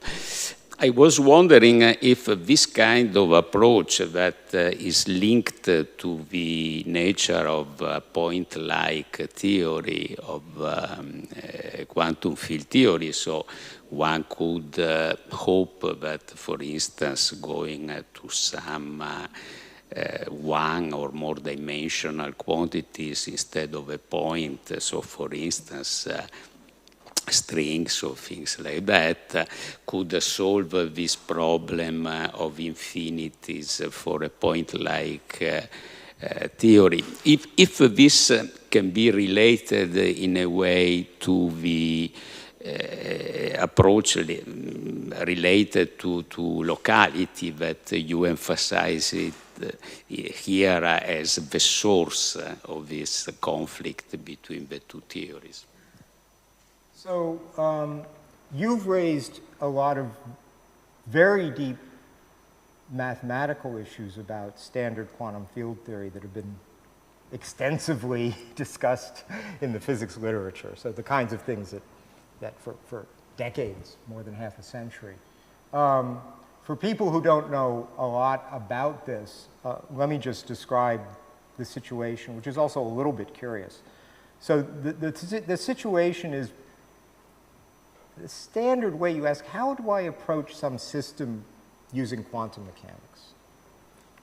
And kind of what you do is you say, well, first let me ask how I would describe it using classical mechanics, which is a little, you notice that's a little strange. I mean, we got rid of classical mechanics because it didn't work. I mean, it was replaced by quantum mechanics. But you somehow start with a classical theory where you have variables for position and momentum. And if you've studied a lot of classical physics, you know about canonical variables, and you can change variables and this and that. And then you kind of write down a classical equation, and then you quantize it. You do canonical quantization. You take these variables, and you replace them with operators. You put the hats on, if you've done any of this stuff. Instead of x, you now have x hat. Instead of p, you have p hat. Oh, what are those? Those aren't variables. Those are operators. They operate on wave functions and so on. So that is, I mean, if you step back a minute, there's something a little bit peculiar about that process. It's like to say, in order to treat a system quantum mechanically, I have to start by figuring out how to treat it classically. And then do something, right? Do something semi-algorithmic to that. There's a comment that Ed Witten made about string theory, which I appreciate why he made it. He claimed string theory could not be arrived at in this way, that it was an intrinsically quantum theory. You don't get it by quantizing any classical theory. And he was proud of that. He said, good, because this is somehow deeper, right? It's not parasitic. What I'm doing is not parasitic on what we all agree to be a false theory. But if you just follow that recipe and do calculations in quantum field theory, famously, you get certain numbers blow up, right? They go to infinity. You get singularities. You get what looks like mathematical nonsense. And you have to then invent a whole procedure called renormalization, which is a rather complex procedure. Feynman was never satisfied with that. Feynman himself always said, this is like mathematically you're just kind of doing something, but there's no real justification for what you're doing. So there were intrinsic problems to quantum field theory, the natural approach. And the same, in a way, the same thing happens. People say, well, what about gravity? Okay, A, put it in standard classical Hamiltonian form, and then B, quantize it, right? So people said, why don't I do that? And you get a thing called the Wheeler-DeWitt equation. And you do get an equation. And the equation, the Hamiltonian, which usually generates the time evolution of a system, annihilates the state in that case, right? So it just kills the state. It kills the state. And then people said, well, that's funny. There's no time evolution in this theory. That's called the problem of time in quantum gravity. Now, it turns out if you rather, in a rather rote way, follow these little steps, right? Take a classical theory, put it in Hamiltonian form, have some canonically conjugate variables, put the hats on, turn them into operators, turn the crank. Okay, bad things tend to happen. But there are other approaches that are not nearly so just mathematical that can handle, for example, gravity. So so-called pilot wave approach. You say, well, I'm just going to say that the metric of space really is a variable. It's not fixed. It changes. I'm going to write a wave function for it. I can solve that. I mean, there are other things you can do. I think the real problem, again, it's not to say that the way physicists have been going for a long time must be wrong, but there are lots of other ways to go. There are lots of other conceptual paths to explore, which have unfortunately been blocked out.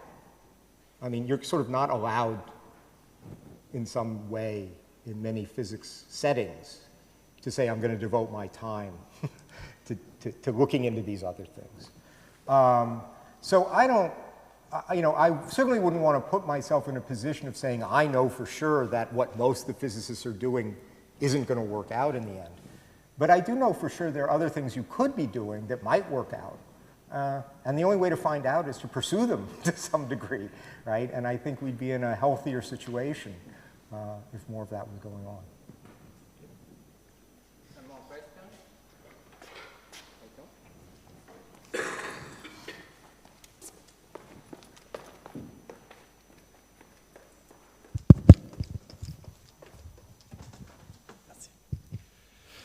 So earlier you said, if I understood correctly, that one of the things we could be doing to possibly move on from this paradox is to to introduce foliation in general relativity. Can you explain a little better what this means and how it would help us? So let me give you two options here. Well, three options here, okay? Option one, so general relativity, the space-time structure is described by a Riemannian metric, usually with curvature, okay? So if you kind of just ask standard vanilla general relativity, what does space-time look like in a certain circumstance, you have this pseudometric. It's a Riemannian pseudometric. Okay? That doesn't have any foliation associated with it. It's got a light cone structure, it's got a metrical structure, but it doesn't have a foliation. Here's one option if you say, but I'd really like a foliation, because I'm dealing with Alice and Bob over here at space-like separation. I'd like to be able to say, does Alice's experiment precede Bob's? Or is it the other way around? Well, proceed with respect to what? If I have this foliation, I proceed with respect to foliation. Three options. One option, which many people have looked at because they think it's the most relativistic, is to say, well, I'm going to try to give you a recipe such that, given the matter distribution, that determines a foliation. Okay? Kind of just given the relativistic matter distribution. Now, it's easy to see this can't always work, because in a vacuum, there's no matter. And so it can't determine anything, right? But in many cases, in realistic cases, there's matter around, and maybe you can take kind of center of mass or whatever. And maybe that recipe, they can even argue, is a relativistic recipe. So they say, look, I've done it. That's something many people have looked at. All right, how well does it work? Second thing you can do, you can say, no, I don't want to fool with that. I'm just going to throw a foliation on. I'm going to add some space-time structure. It's not there in relativity. Why are you doing this? Because I want to deal with Alice and Bob. That's why I'm doing it. So I just say it's part of the intrinsic structure of space-time in addition to this metric, addition to the light cone structure, this additional slicing. Okay? I can do that. I was very fond of that for a long time and just saying, why don't we just do that? You know, it would be nice to have a foliation, postulate one, right? You know, when you're doing physics. I'm doing some physics, I'd like to have this, okay, postulate.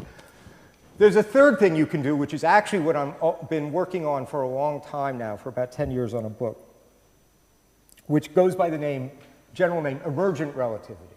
So then you do something much, much more radical. You say the fundamental space-time structure does contain a foliation, but it doesn't look anything like relativistic space-time. In fact, what I'm doing, it's discrete. It's not even a continuum. It's a discrete structure. But in certain well-defined limits, what looks like relativistic structure emerges from it. That is, you know, you just have numbers, literally numbers. You're counting things, and you can say in certain limits, these look like light cones. Right? They have literally the same structure as light cones. So you say, really, from this point of view, relativity was itself just an approximation to an underlying theory that's quite different geometrically. It both has a foliation, it's not a continuum, okay? And I know other people who are working along the same lines. And again, there's not just one way to do this. There are any number of ways to do it. The other people I know aren't doing it with a discrete structure. They're still using continuum. But they put in a foliation, and they try and show how relativistic structure can naturally emerge from it. So that's another thing you could do. And all of these things, I think you should just, you know, be considering.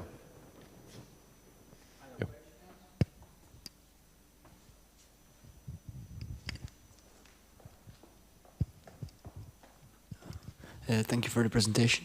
I wanted to ask a question about the local causality and the, because I know that in the literature there's also a distinction between separability and local causality, like two different claims.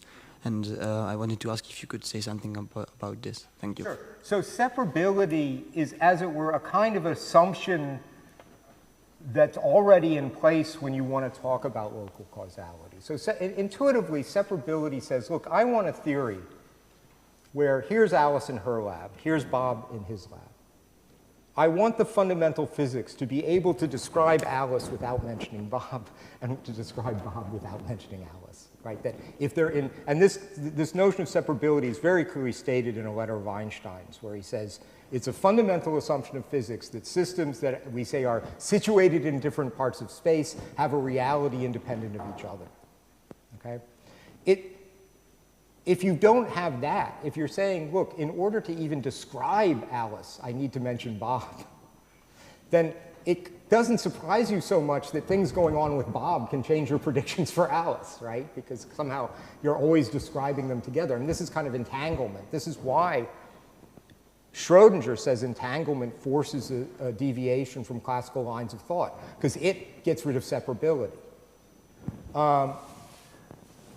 But you could deny separability. It doesn't automatically follow that you're going to deny local causality. I mean, you know, these are slightly different, conceptually slightly different notions. And if you're a logician or a philosopher, you know, half of your training is I'm going to come up with an example that violates this and doesn't violate that, you know, and shows you that these are slightly different. And they are. I mean, the real target of Bell is local causality. If you tried to maintain I've got local causality, but I don't even have separability, you're in a funny situation, right? I mean, you're saying, I can't even tell you what's going on in Alice's lab without mentioning Bob. But on the other hand, nothing that happens in Bob's lab has any influence on Alice. And you say, well, wait, then why can't you talk about Alice without mentioning Bob? But certainly, and when we talk about things like Bell will talk about the state on the pass light cone, or the state in the pass light cone of a point, that assumes that there is a state that you can ascribe to the pass light cone that's separable from the rest. So yeah, there is a conceptual difference there. The wave function of quantum mechanics, if you want, again, now in quantum mechanics, if you ask where does this non-locality suddenly appear in quantum mechanics, the fundamental mathematical object in quantum mechanics you use to make predictions is called the wave function. It's not a local object. It's not, mathematically. As Bell says, a wave function will have, at a certain position in the space it's defined on, it'll have a magnitude and a phase. But that space is not physical space. So Bell says you can't point your finger. You could point your finger for a Maxwellian electric field and say, what is it here? What is it here? What is it here? You can't point your finger and say, what's the wave function of the universe here? What's the wave function of the universe here? It's not even defined on physical space. So if you were really wedded to Einstein causality and Einstein locality, you wouldn't like the non-separability from the get-go, right? It doesn't fit with this whole picture.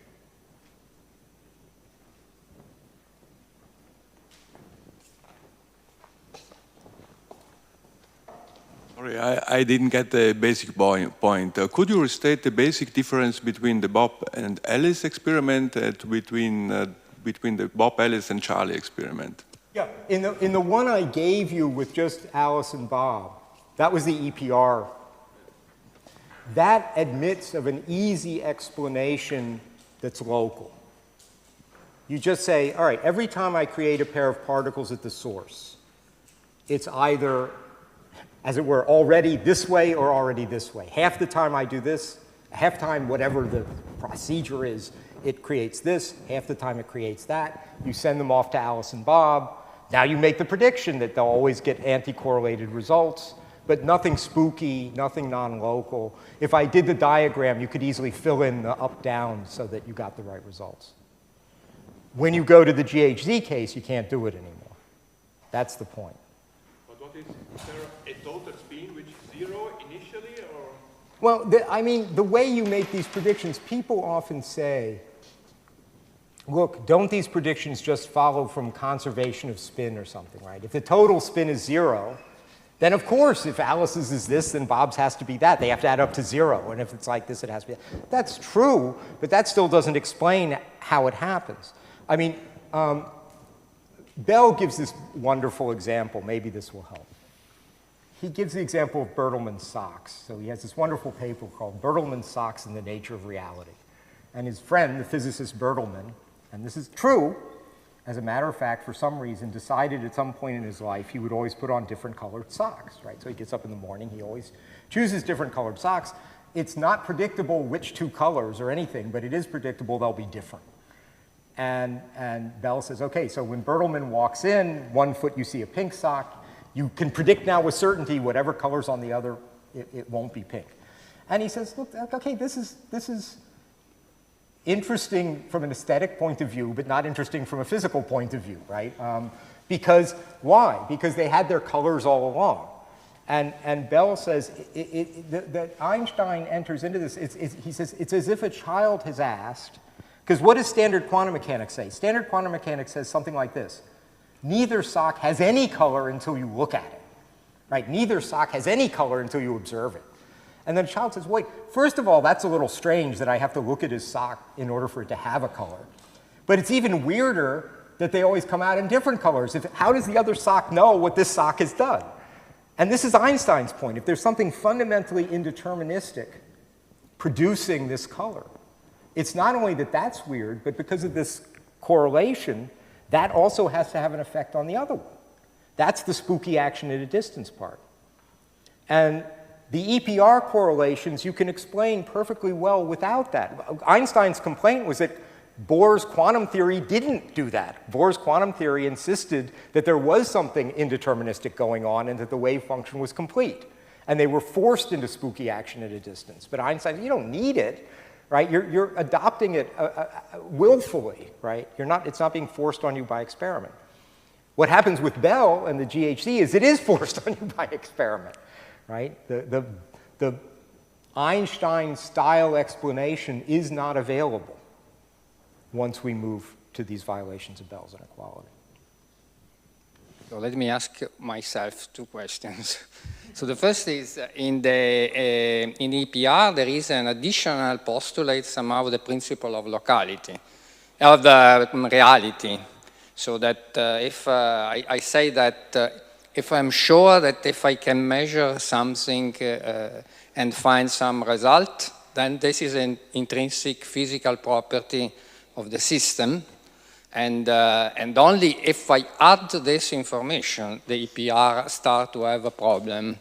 And the second question, and somehow what is your comment on this? And the second is, even in the case you discussed for the Bell, how you check that there is perfect correlation. Again, when you have a perfect correlation, in order to check that you have a perfect correlation, you need to send a mail or something which travel at the most the speed of light. Also, I mean, I agree that you can describe this in terms of, as you said, structure of space-time. So what are your comments? So let me take those in turn. So if you read the EPR paper, it involves a thing they announce as a criterion of reality. It's not exactly what you said, so let me say exactly what it is. And before I say that, they're very careful about their language. They say, a criterion, what's a criterion? A criterion is not a definition.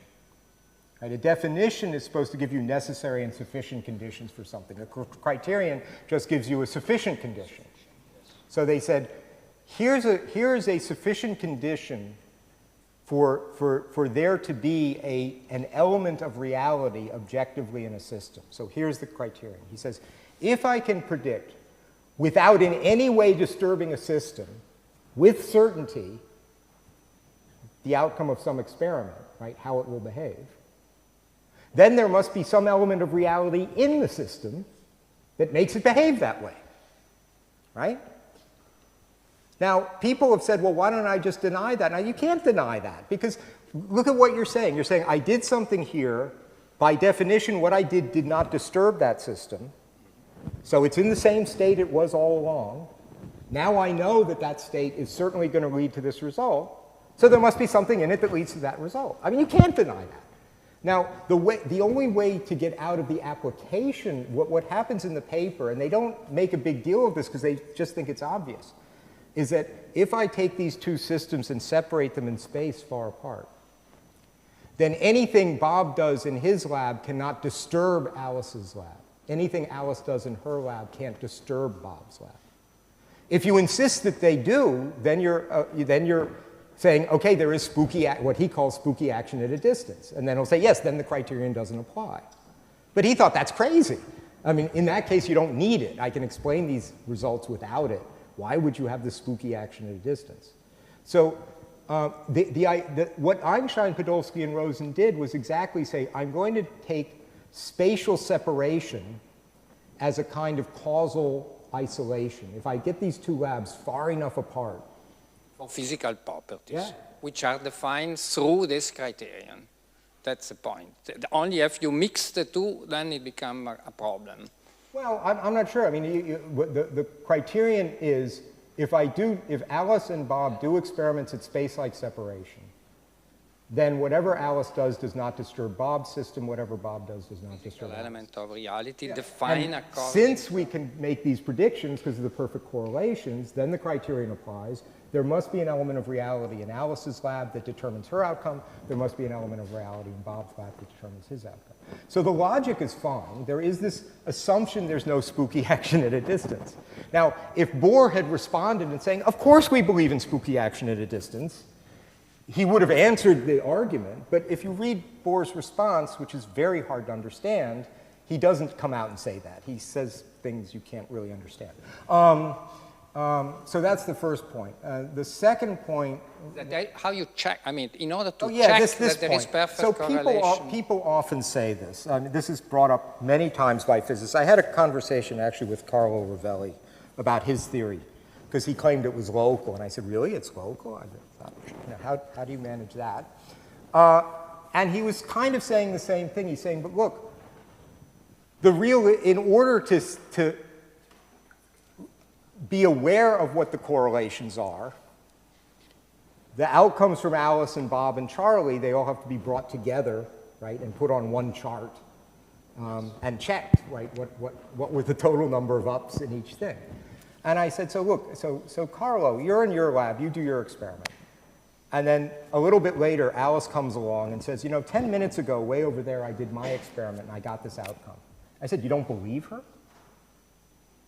I mean, so yes, she's only telling you now, but she's telling you about an experiment she did over there at space-like separation. Are you questioning her honesty?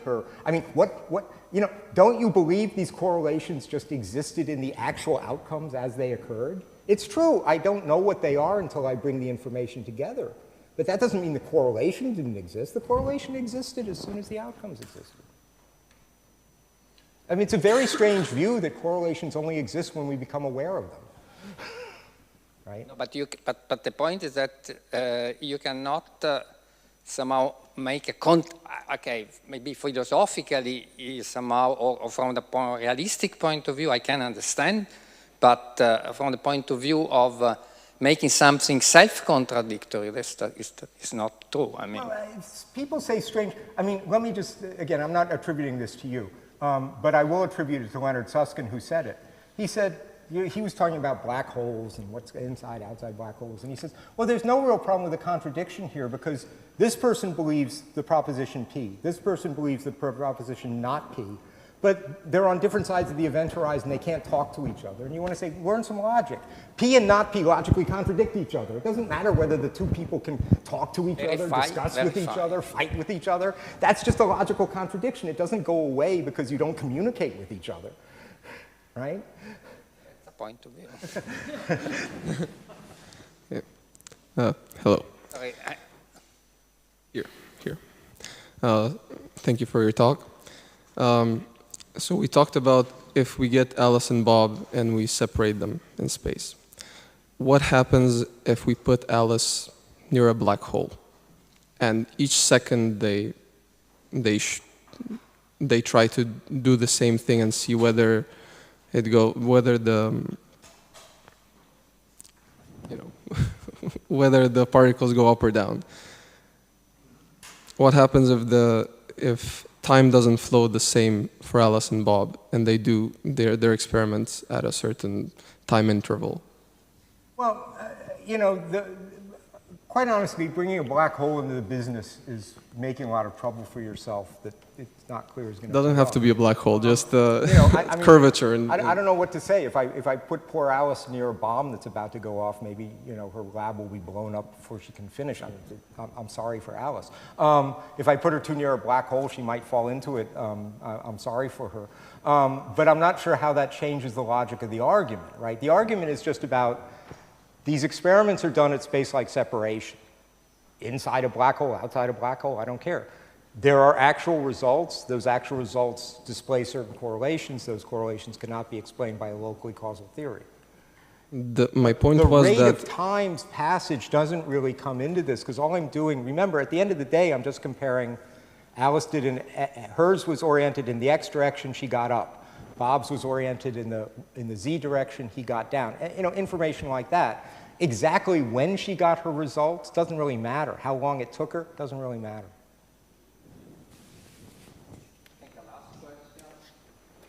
Thanks.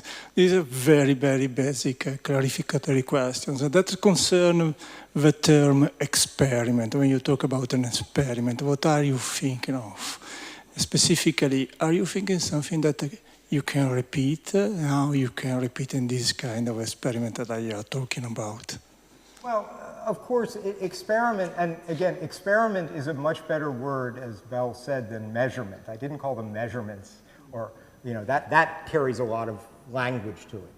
All I mean by an experiment is some physical procedure that can be described in normal language and repeatable in the sense that we would say a person did what you told them to do, right?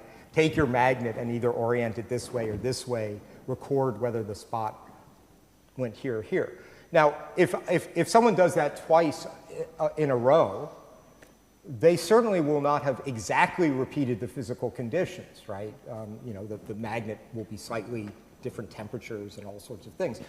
The thought is that I'm describing it at a level where those things don't really matter, right? Certainly I'm making predictions that are independent of all that. So all I mean is a procedure given in terms of rules that an actual experimentalist would be happy to say, yeah, I can do that. Okay, so I think we should now have a question of time to thank again the speaker for this very nice